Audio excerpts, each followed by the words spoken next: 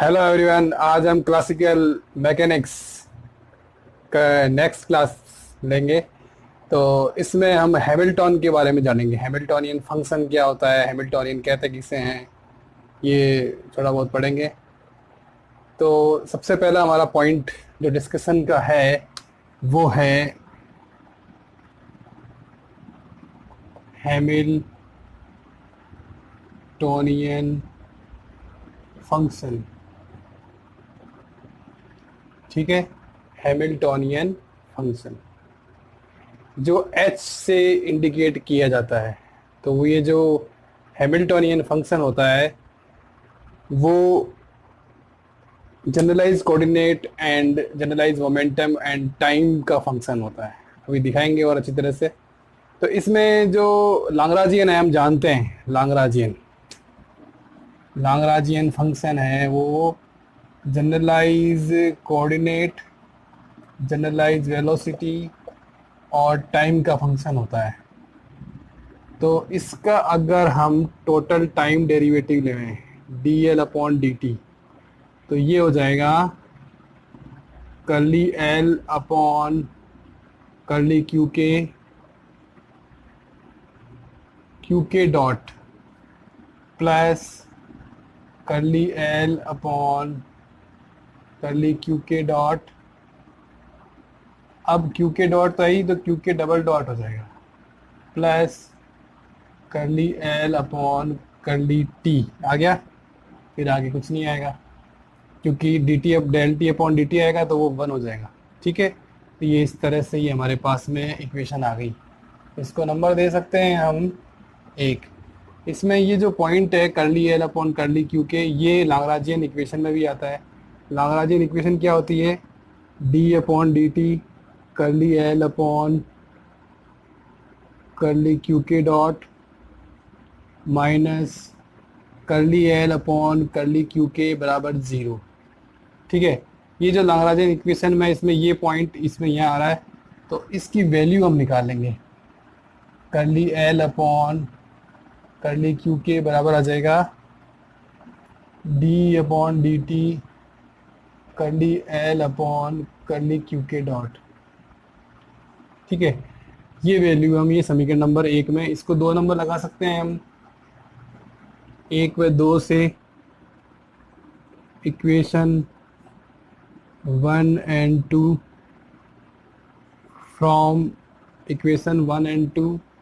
ठीक है, तो हम टोटल डेरिवेटिव निकालेंगे लाग्रांज फंक्शन का D L upon D T. ठीक है, curly L upon curly Q के, इसकी जगह मान आ जाएगा D upon D T curly L upon curly Q K dot, और यहाँ आ जाएगा क्यू के डॉट प्लस ये पद ऐसा कैसा curly L upon curly Q K dot और Q K double dot plus curly L upon curly T, ये आ जाएगा। ठीक है, ये इक्वेशन हमारे पास में आ जाएगी। अब आगे आगे हमें क्या करना है कि ये जो हमारे जो इस इक्वेशन में जो पहले 2 टर्म आ रहे हैं, ठीक है, उनको हमें देखना है कि वो किस तरह से आ रहे हैं। जैसे D L upon D T, इसको और इसको एक साथ डेरिवेटिव ले, time derivative D upon D T. तो पहले इसका करेंगे तो ये पता आ जाएगा, फिर इसका करेंगे तो ये पता आ जाएगा, क्योंकि डबल डॉट आया ना, क्योंकि डॉट का। देखो मैं लिखता हूँ D upon D T curly L upon curly Q K dot और क्यू के डॉट, ये हमने लिखा है इसको, इन दोनों टर्म को। तो इसका करेंगे तो ये टर्म आ जाएगा, इसका करेंगे तो ये टर्म आ जाएगा। ये फर्स्ट टर्म, ये सेकंड टर्म। ठीक है, कोई सी भी ले सकते हैं फर्स्ट सेकंड। तो अब ये हमारे पास में बच जाता है curly L upon curly T. ठीक है ना, तो अब curly L upon curly Q K dot है, इसको क्या बोलते हैं? Curly L upon curly Q K dot for conservative system. मैंने बताया था पिछली क्लास में, इसको जनरलाइज मोमेंटम बोलते हैं पी के। और ठीक है, जनरलाइज मोमेंटम बोलते हैं। ठीक है, तो अब लगते हैं मान dl upon D T, D upon D T ये हो जाएगा पी के Q K dot plus curly L upon curly T, ये हमारे पास में आ जाएगा। आगे ये फंक्शन इधर लाएंगे तो इसमें से माइनस कर सकते हैं एल को, तो ये हो जाएगा ब्रैकेट में से D upon D T P के Q K dot minus L, और इसको पक्षांतर करके उधर भेज देंगे तो minus curly L upon curly T. तो ये जो ब्रैकेट में जो क्वांटिटी आई है उसको हम कहते हैं पी के क्यू के डॉट सिग्मा के बराबर 0 से एफ डिग्री ऑफ फ्रीडम है माइनस एल इज एच, इसको एच से इंडिकेट करते हैं, और ये होता है हैमिल्टोनियन फंक्शन।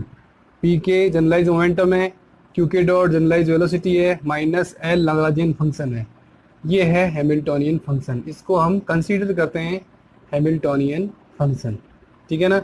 अब इसकी जो व्याख्या है वो अपने आगे करेंगे, और अभी हम करेंगे हैमिल्टॉन्स कैनोनिकल इक्वेशंस ऑफ मोशन, वो सेकंड टॉपिक लेंगे हम।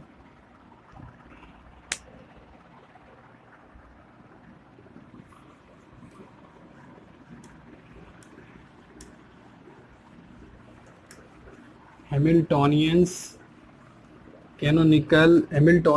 Canonical equations of motions, second topic यही है। तो हमारे पास में जो h होता है वो फंक्शन होता है जनरलाइज कोऑर्डिनेट और जनरलाइज मोमेंटम और टाइम का। हम इसमें सिर्फ dh निकालेंगे, ये ध्यान रखना, dh नहीं कि dh अपॉन dt, हम सिर्फ dh, सिर्फ अवकलज निकाल रहे हैं, पूर्ण अवकलज, टोटल डेरिवेटिव ले रहे हैं, not with respect to time, नहीं किसी के सापेक्ष नहीं ले रहे हैं, केवल टोटल डेरिवेटिव ले रहे हैं। तो ये आ जाएगा curly H upon curly Q के, इसको लिख देंगे डी क्यू के plus curly H upon curly P के, इसको लिख देंगे डी पी के, और ये आ जाएगा plus curly H upon curly T और डी टी। ठीक है, इस तरह से हमारा एक इक्वेशन आ जाएगा। अब ऐसे ही जो हमारा लाग्रांजियन फंक्शन है वो होता है क्यू के डॉट और टी पर डिपेंड करता है, इसका भी टोटल डेरिवेटिव लेंगे डी एल, तो curly L upon curly Q K D Q के plus curly L upon T Q K dot D Q K dot है ना, plus curly L upon curly T देंगे कि इसको अभी चेंज नहीं करना है, इसको ऐसे ही रहने देना है, इसको इक्वेशन नंबर 2 लगा दो। ठीक है ना।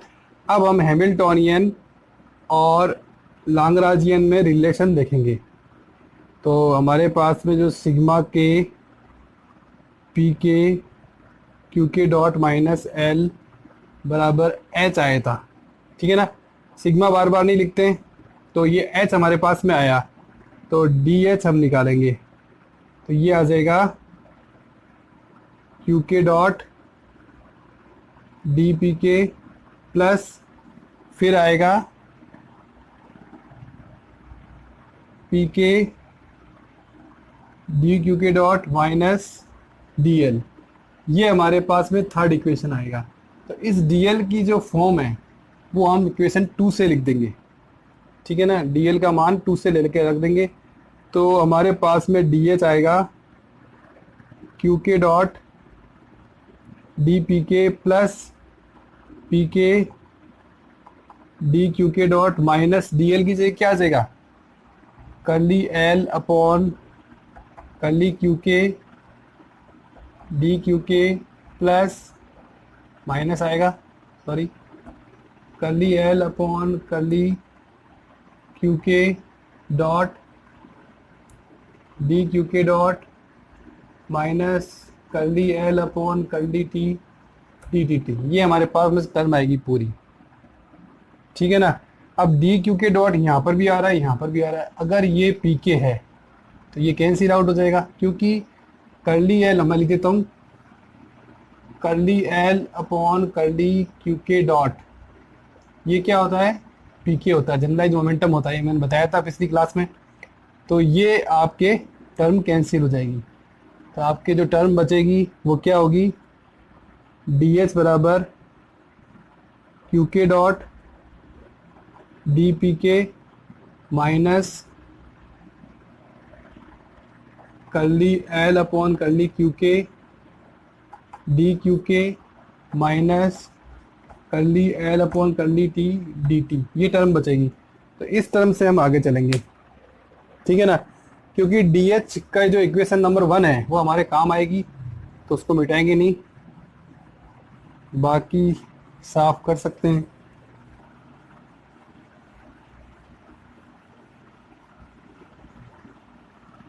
ठीक है ना। तो अब ये जो curly L upon curly Q K है, ये लाग्रांजियन इक्वेशन में आता है, जैसे D upon D T curly L upon curly Q K dot minus curly L upon curly Q K बराबर 0। तो इससे हम निकाल सकते हैं curly L upon curly Q K बराबर D upon D T curly L upon curly Q K dot. इसको यहीं सॉल्व कर लेते हैं अपने। तो ये curly L upon curly Q K dot को हम क्या लिख सकते हैं, पी के, अभी बताया था। तो ये पी के हो जाएगा और ये हो जाएगा पी के डॉट, ठीक है। तो ये जो मान है इसका curly L upon curly Q के का जो मान है पी के डॉट, वो हम यहाँ रख देंगे, ठीक है ना। तो डी एच बराबर Q K dot D P के minus P K dot D Q के minus curly L upon curly T D T T. ये इक्वेशन नंबर, अब जो भी थर्ड आएगी या फोर्थ देख लेना आप, पीछे रिवर्स करके। तो अब इसमें देखो, इस इक्वेशन का और इस इक्वेशन का हम कंपैरिजन करेंगे, D H D H D P के, ये टर्म और ये टर्म बराबर हो जाएगी, मतलब कि क्यू के डॉट बराबर आ जाएगा curly H upon curly P के। अब ये देखो डी क्यू के माइनस में आएगा, ये आएगा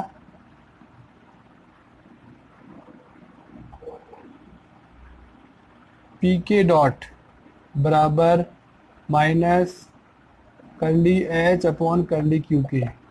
इसमें देखो डी टी, तो curly H upon curly T बराबर minus curly L upon curly T. ये जो तीन इक्वेशन है, अच्छी तरह देख लो, ये जो तीन इक्वेशन है ये हैमिल्टॉन्स हैं, या कह सकते हैं हैमिल्टॉन्स इक्वेशंस, और कह सकते हैं हैमिल्टॉन्स कैनोनिकल इक्वेशंस ऑफ मोशन, ठीक है ना।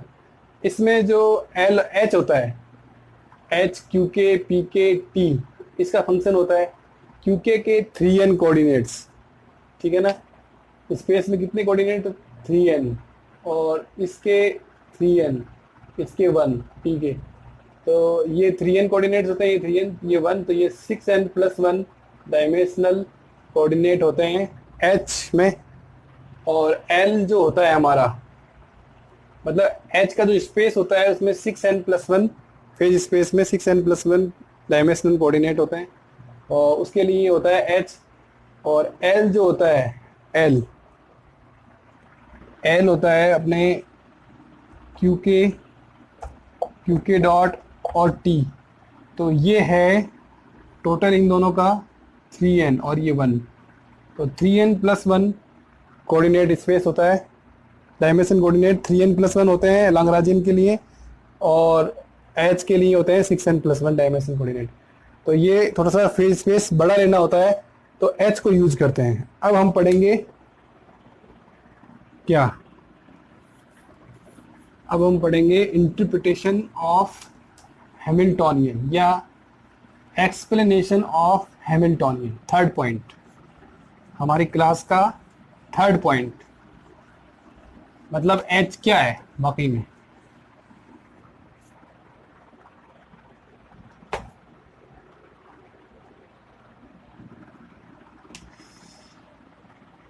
थर्ड पॉइंट तो एच है, तो एच फंक्शन है आपके क्यू के पी के टी का, जनरलाइज कोऑर्डिनेट, जनरलाइज मोमेंटम और टाइम का फंक्शन है, ठीक है ना।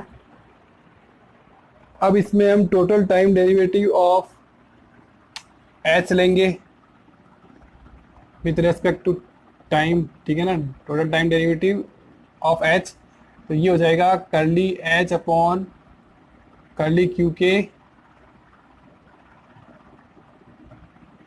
डी टी का क्यू के डॉट, ठीक है, plus curly H upon curly P K dot plus curly H upon curly T. ये हमारे पास में इक्वेशन आएगी। अभी हमने कुछ इक्वेशन लिखी थी, इक्वेशन ऑफ मोशन हैमिल्टोनियन।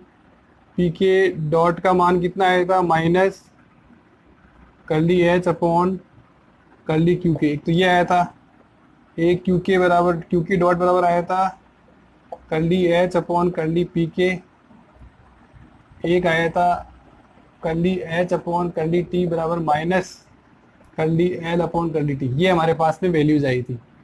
तो ये वैल्यूज हमें रखनी है, curly H upon curly Q के की वैल्यू यहाँ, curly H upon curly P के की वैल्यू इस जगह, और curly H upon curly T की वैल्यू ये यहाँ।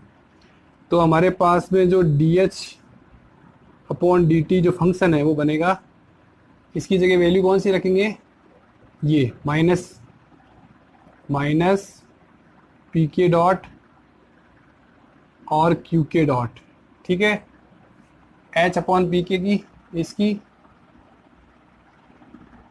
क्यू के डॉट और P K dot minus curly L upon curly T. ये दोनों तो आपस में कैंसिल आउट हो जाएंगे, ठीक है ना। तो हमारे पास में जो curly L upon curly T है, इसका मान हमें देखना क्या आएगा, क्योंकि ये सिस्टम कंजर्वेटिव है, ठीक है ना। तो जो लैग्रांजियन होता है वो टाइम पर डिपेंड नहीं रखता है, टाइम पर डिपेंड नहीं होता है। तो curly L upon curly T 0 होता है, तो ये कैंसिल आउट, ये 0। तो हमारे पास में जो D H upon D T आएगा वो 0 आएगा। तो इससे निकलेगा कि एच हमारे पास में कांस्टेंट है।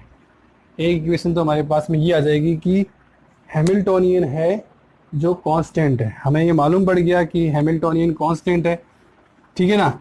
अब हम हैमिल्टोनियन की डेफिनेशन से देखेंगे कि वाकई में क्या कांस्टेंट है हैमिल्टोनियन में, ठीक है ना, हैमिल्टोनियन में रियल में क्या कांस्टेंट है।